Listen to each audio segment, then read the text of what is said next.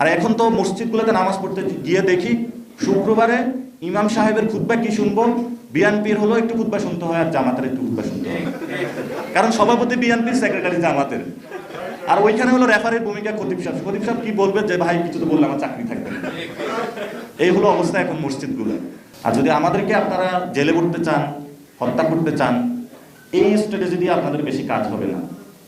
আপনাকে বাংলাদেশে আপনি যদি জয়ী হতে চান, অস্ত্র দিয়ে আপনি জয়ী হতে পারবেন না, কাউকে হত্যা করে জয়ী হতে পারবেন না, জেলে করে জয়ী হতে পারবেন না, মামলা দিয়ে জয়ী হতে পারবেন না। আপনাদের মানুষকে মন জয় করার মধ্যে দিয়ে বিএনপির জয় নিয়ে, এছাড়া বিএনপির সামনে আর কোনো জয় নাই। এই জন্য আমরা সকলকে বলবো, বাংলাদেশের যারা জনগণ রয়েছে আপনারা দেখছেন, আমরা নতুন বাংলাদেশ গঠন করতে চাই।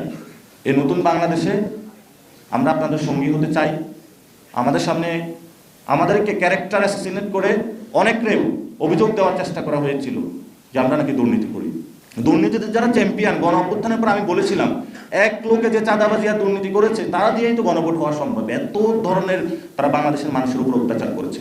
সো আমরা এই পর্যন্ত কোনো দুর্নীতির সাথে যাইনি, আমরা কোনো সন্ত্রাসের সাথে যাইনি, আমরা চাঁদাবাজের সাথে যাইনি। এবং আমাদের এই যে বৈষম্য বিরোধী নাগরিক কমিটি থেকে নাগরিক পার্টির কোনো নেতাকর্মী আগামী ইলেকশনে যার বিরুদ্ধে ন্যূনতম কোনো অভিযোগ আসবে দুর্নীতি, চাঁদাবাজি, সন্ত্রাসীরা, আমরা তাদেরকে নমিনেশন দিব না ইনশাআল্লাহ। এটা আমাদের দৃঢ় প্রত্যয়।